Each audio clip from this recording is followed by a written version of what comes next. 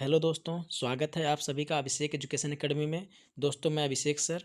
आज हम बच्चों डीएलएड द्वितीय सेमेस्टर के तृतीय प्रश्न पत्र जो कि विज्ञान है के कुछ महत्वपूर्ण वस्तुनिष्ठ प्रश्नों के संकलन के साथ उपस्थित हुए हैं। बच्चों आइए बिना देरी किए हुए वीडियो को शुरू करते हैं। दोस्तों पहला प्रश्न है, भारत के पहले अंतरिक्ष यात्री थे। तो बच्चों इसका सही उत्तर है ऑप्शन ब राकेश शर्मा। भारत के पहले अंतरिक्ष यात्री राकेश शर्मा थे। बहुत ही महत्वपूर्ण प्रश्न है, 2023 में आ भी चुका है। अगला प्रश्न है, पेट्रोल में होती है। तो बच्चों पेट्रोल में रासायनिक ऊर्जा होती है, ऑप्शन द सही है। अगले प्रश्न की तरफ चलते हैं, बल का एसआई मात्रक क्या है। तो बच्चों बल का एसआई मात्रक न्यूटन है। जैसे हम लोग किसी लंबाई को मापते हैं, किसी वस्तु की लंबाई को मापते हैं तो मीटर में मापते हैं, कोई बाजार सामान खरीदने जाते हैं वजन को मापने के लिए किलोग्राम में मापते हैं, उसी तरह बल को हम न्यूटन में मापते हैं। अगला प्रश्न है, केवल जंतु कोशिका में पाया जाता है। इसका सही उत्तर है सेंट्रोसोम, क्योंकि माइटोकॉन्ड्रिया, केंद्रक और कोशिका द्रव्य ये तीनों जंतु और पादप दोनों कोशिकाओं में पाया जाता है। केवल सेंट्रोसोम जो है जंतु कोशिका में पाया जाता है। अगले प्रश्न की तरफ चलते हैं। अगला प्रश्न हमारा है, चूना पत्थर का रासायनिक सूत्र है। तो चूना पत्थर को बच्चों कैल्शियम कार्बोनेट बोलते हैं। इसका रासायनिक सूत्र CaCO3, ऑप्शन सा सही है। अगला प्रश्न है, MKS पद्धति में ऊर्जा का मात्रक है। तो बच्चों MKS पद्धति होती क्या है। MKS पद्धति को अंतर्राष्ट्रीय प्रणाली भी कहते हैं, यानी SI सिस्टम को ही MKS पद्धति भी कहते हैं। MKS का मतलब द्रव्यमान लंबाई मापने के लिए मीटर, द्रव्यमान मापने के लिए किलोग्राम और समय मापने के लिए सेकंड का प्रयोग करते हैं। तो इसी को MKS या इसी को SI प्रणाली भी कहते हैं। तो बच्चों MKS पद्धति में ऊर्जा का मात्रक जूल होता है। अगले प्रश्न की तरफ चलते हैं, नासा का मुख्यालय स्थित है। तो बच्चों नासा का मुख्यालय वाशिंगटन DC में स्थित है, इसलिए ऑप्शन द सही है। अगला प्रश्न है, निष्क्रिय गैस का इलेक्ट्रॉनिक विन्यास है। तो बच्चों निष्क्रिय गैस का इलेक्ट्रॉनिक विन्यास 2-8 है। देख लेते हैं इलेक्ट्रॉनिक विन्यास क्या होता है। किसी तत्व में उपस्थित इलेक्ट्रॉनों की संख्या को उनके कक्षकों में व्यवस्थित करने की प्रक्रिया ही इलेक्ट्रॉनिक विन्यास कहलाती है। देखिए, यदि किसी तत्व में एक ही उपकोष है तो उसमें 2 इलेक्ट्रॉन आएंगे, तो वह अस्थायी तत्व होगा। यानी हीलियम का परमाणु क्रमांक 2 है तो उसमें 2 ही इलेक्ट्रॉन है, एक कोष होता है उसमें 2 इलेक्ट्रॉन भर जाएंगे तो अस्थायी हो जाएगा। उसके बाद हीलियम के बाद नियान होता है, आर्गन होता है, क्रिप्टॉन होता है।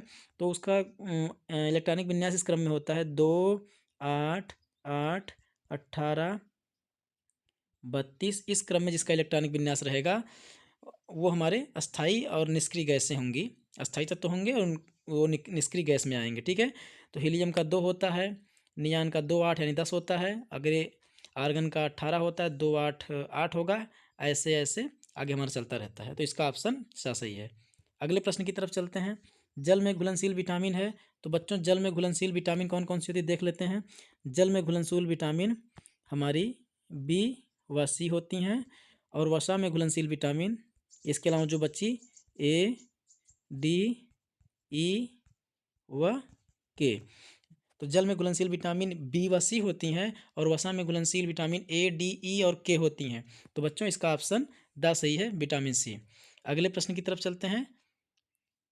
देख लीजिए इसमें एक बार कि कोई ज़रूरी नहीं है कि यही पूछे, घुमा के प्रश्न भी पूछ सकता है। तो इसको आप सब याद कर लीजिएगा, इसलिए सब बता दिए।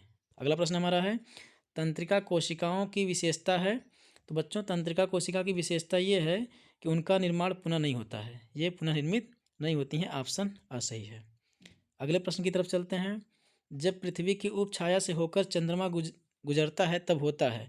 तो बच्चों जब पृथ्वी की उप छाया से होकर चंद्रमा गुजरता है तो आंशिक चंद्रग्रहण यानी खंड चंद्रग्रहण भी जिसे कहते हैं वो होता है, ऑप्शन सा सही है। अगला है, लैक्टिक अम्ल पाया जाता है।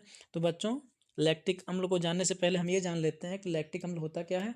जैसे हम दूध को जब दही में जमाते हैं तो दूध को दही में बदलने का काम लैक्टोबैसिलस नामक जीवाणु करता है, तो वो उसी को लैक्टिक अम्ल कहा जाता है। उसकी उपस्थिति के कारण जो खट्टापन आता है वो अम्ल हो जाता है, वही लैक्टिक अम्ल होता है। तो दूध से दही में बदलने में लैक्टोबैसिलस जीवाणु काम करता है, तो लैक्टिक अम्ल जो है दही में पाया जाता है, ऑप्शन ब सही है। अगले प्रश्न की तरफ चलते हैं, द्वितीय वर्ग का उत्तोलक है। उत्तोलक क्या होता है बच्चों, जो हमारे कार्य को आसान कर दे उसी को उत्तोलक कहते हैं। उत्तोलक 3 प्रकार के होते हैं, प्राथमिक उत्तोलक, द्वितीयक उत्तोलक और तृतीयक उत्तोलक। तो प्राथमिक उत्तोलक में आलम बीच में होता है, द्वितीयक उत्तोलक में भार बीच में होता है और तृतीयक उत्तोलक में आयास बीच में होता है। ये क्रम आप याद कर लीजिए, आलम्ब भार आयास। जिसमें आलम बीच में होगा वो प्रथम प्रकार का, जिसमें भार बीच में होगा द्वितीय प्रकार का, जिसमें आयास बीच में होगा वो तृतीय प्रकार का उत्तोलक होगा। आलम्ब क्या होता है, जहाँ से वस्तु घूमती है वो आलम्ब होता है। जैसे कैंची हम ले लें तो काटने के लिए आगे होता है, पकड़ने के लिए पीछे होता है, और बीच से घूमती है तो यानी उसमें आलम बीच में है, जहाँ से घूमेगा वो बीच में होता है। शीशा झूला एक आता है जो गार्डन में बच्चे झूलते हैं, एक इधर एक उधर बैठता है, तो भी प्रथम प्रकार का उत्तोलक है। यानी घूमने वाला जो है वो बीच में रहेगा तो वो प्रथम प्रकार का उत्तोलक रहेगा। जहाँ हम पकड़ते हैं वो आयास होता है, और जहाँ से हम वस्तु कपड़े को काटते हैं वो भार होता है। तो प्रथम प्रकार में आलम बीच में होगा, द्वितीय प्रकार में भार बीच में होगा, तृतीय प्रकार में आयास बीच में होगा। ये क्रम आप याद कर लीजिए। तो प्रश्न हमारा है द्वितीय वर्ग के उत्तोलक हैं तो बच्चों जिसमें भार बीच में होगा तो सरौता होगा। घूमने वाला देखिए किनारे होता है, दबाने वाला भी किनारे होता है, और सुपारी को हम बीच में रखते हैं। तो ऑप्शन 10 सही है। अगला प्रश्न है ज्वालामुखी का फूटना है। बच्चों ज्वालामुखी का फूटना अनियमित परिवर्तन है, क्योंकि ऐसा कोई नियम नहीं होता कि ज्वालामुखी विस्फोट कब होगा। तो ऑप्शन 10 सही है। अगले प्रश्न की तरफ चलते हैं। निम्नलिखित में से चूना पत्थर का रासायनिक नाम है। तो बच्चों चूना पत्थर का रासायनिक नाम कैल्शियम कार्बोनेट होता है।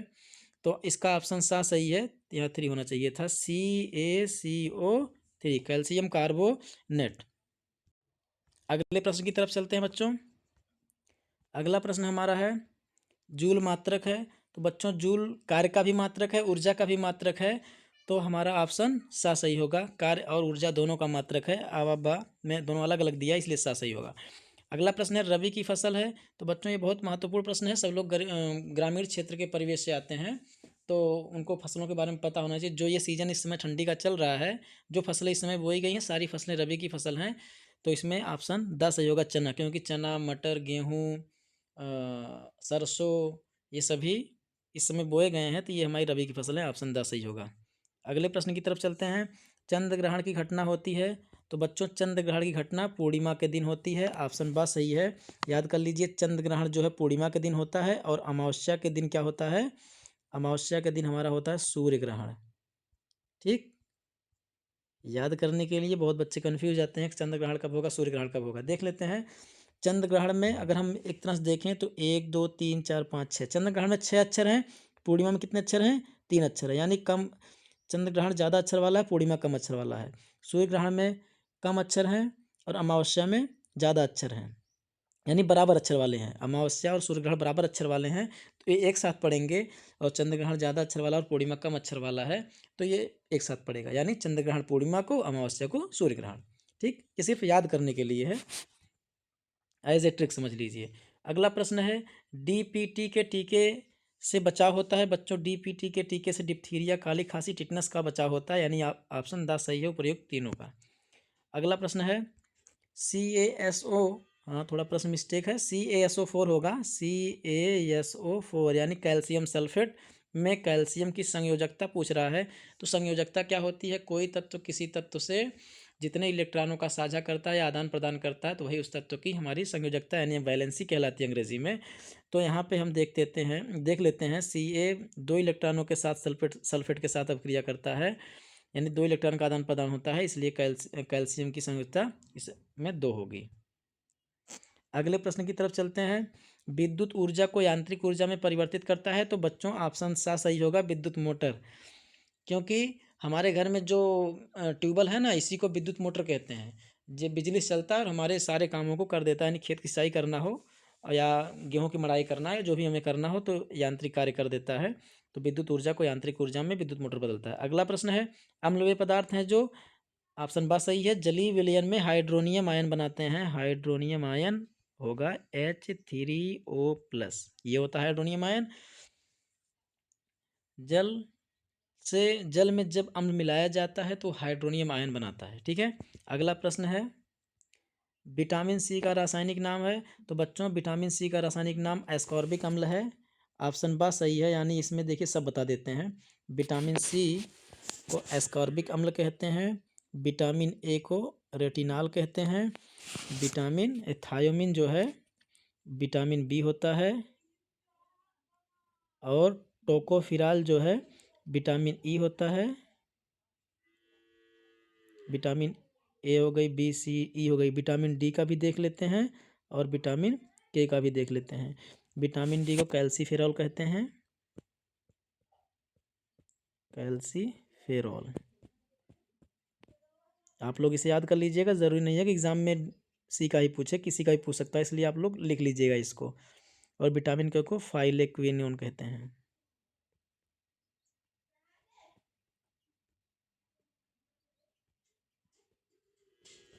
फाइलेक्विनोन, ये आधा का है, फाइलेक्विनोन कहते हैं, ठीक ना। यानी बच्चों विटामिन ए का रासायनिक नाम रेटिनॉल है, विटामिन बी का रासायनिक नाम थायोमीन है, विटामिन सी का रासायनिक नाम एस्कॉर्बिक अम्ल है, विटामिन डी का रासायनिक नाम कैल्सीफेरॉल है, विटामिन ई का रासायनिक नाम टोकोफिरॉल है, और विटामिन के का रासायनिक नाम फाइलेक्विनोन है, ठीक है।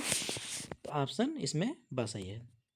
अगला प्रश्न है द्वितीय श्रेणी का उत्तोलक है, तो ये प्रश्न आ चुका है बच्चों। द्वितीय प्रकार का उत्तोलक जो है हमारा सरौता है, ऑप्शन सा सही है। अगले प्रश्न की तरफ चलते हैं। इनमें से कौन सूचक नहीं है? तो सूचक क्या होता है ये जान लेते हैं। सूचक वह पदार्थ होता है जो अम्ल में मिलाने पर अपने रंग को बदल करके ये हमें जानकारी प्रदान करता है कि वह अम्ल है या क्षार, ठीक। तो उसे सूचक कहते हैं। तो ये तीनों आबासात जो है सूचक हैं, एंटासिड सूचक नहीं है। अगले प्रश्न की तरफ चलते हैं। पित्तरस कहाँ बनता है? तो बच्चों पित्तरस यकृत में बनता है। अगले प्रश्न की तरफ चलते हैं। तृतीय श्रेणी का उत्तोलक है। तृतीय श्रेणी का उत्तोलक मतलब जिसमें आयास बीच में होना चाहिए, यानी चिमटा जहाँ हम पकड़ते हैं वो आयास होता है। ऑप्शन द सही है। अगला प्रश्न है प्रकाश संश्लेषण की क्रिया में कौन सी गैस निकलती है? तो बच्चों प्रकाश संश्लेषण क्रिया में ऑक्सीजन गैस निकलती है, ठीक है। बहुत महत्वपूर्ण प्रश्न है ये। कार्बन डाइऑक्साइड गैस ली जाती है और ऑक्सीजन गैस निकलती है, ठीक। अगला प्रश्न है एक तत्व के समस्थानिक में होते हैं। तो बच्चों एक तत्व के समस्थानिक में उसके परमाणु संख्या समान और परमाणु भार असमान होते हैं। देख लेते हैं हाइड्रोजन के समस्थानिक को। Protium 1H1, deuterium 1H2, tritium 1H3 होता है। देख रहे हैं इसमें परमाणु क्रमांक 1, इसका भी 1, इसका भी 1 समान है। परमाणु भार अलग अलग है, 1 है, 2 है, 3 है। तो हमें अगर बहुत बच्चों को ये कन्फ्यूज़न होता है परमाणु क्रमांक कहाँ रहता है, परमाणु भार कहाँ रहता है, याद करने के लिए जब भी हम कोई गट्ठर भारी चीज़ उठाते हैं तो अपने सर पे रखते हैं, तो भार हमेशा ऊपर रखते हैं सर पे, यानी परमाणु भार हमेशा कहाँ रहेगा, ऊपर रहेगा, और परमाणु क्रमांक कहाँ रहेगा, नीचे रहेगा। तो किसी भी तत्व के समस्थानिक में उसके परमाणु क्रमांक समान होते हैं और परमाणु भार अलग अलग होते हैं। एक समस्थानिक होता है, एक संभारिक होता है। संभारिक में क्या होता है, इसी का उल्टा हो जाता है। वे तत्व जिनके परमाणु भार समान हो लेकिन परमाणु क्रमांक अलग अलग हो तो उन्हें संभारिक कहते हैं, ठीक है। अगले प्रश्न की तरफ चलते हैं। चंद्रमा क्या है? तो बच्चों चंद्रमा एक उपग्रह है, ऑप्शन सा सही है। परीक्षा की दृष्टि से ये वीडियो बनाया जा रहा है। परीक्षा की तैयारी के हिसाब से आप लोग इसको मेहनत से पढ़िए और मज़े से पढ़िए। बहुत बोझिल लेके नहीं पढ़ना है कि परीक्षा आ रही सामने, एकदम फ्री माइंड होके पढ़िए। और जब फ्री माइंड होके पढ़ेंगे तो चीज़ें ज़्यादा कंठस्थ होंगी और परीक्षा के दृष्टि से भी आपको बहुत फ्री रहना चाहिए। और आशा करते हैं कि ये वीडियो आपको समझ में भी आया होगा। अगर कोई चीज़ इसमें ना समझ में आए तो कमेंट करके बताइएगा, उससे संबंधित चीज़ों को और डीप में समझा दिया जाएगा। पूरे सेमेस्टर की second semester, third, first, fourth और टेट संबंधी या जो भी चीज़ें हैं सबके लिए आपको वीडियो प्रोवाइड की जाएगी समय के साथ। डिटेल वीडियो प्रोवाइड की जाएगी। अभी तो फिलहाल परीक्षा के दृष्टि से तैयारी किया जा रहा है कि आपको फटाफट क्वेश्चनों को रिवीजन करवा दिया जाए। और अगर वीडियो आपको पसंद आता है तो लाइक कर दीजिएगा, अपने दोस्तों तक भी इसको पहुंचाइए ताकि उनको भी फ़ायदा हो सके, ठीक है। वीडियो को समाप्त करते हैं। आप सभी को नमस्कार।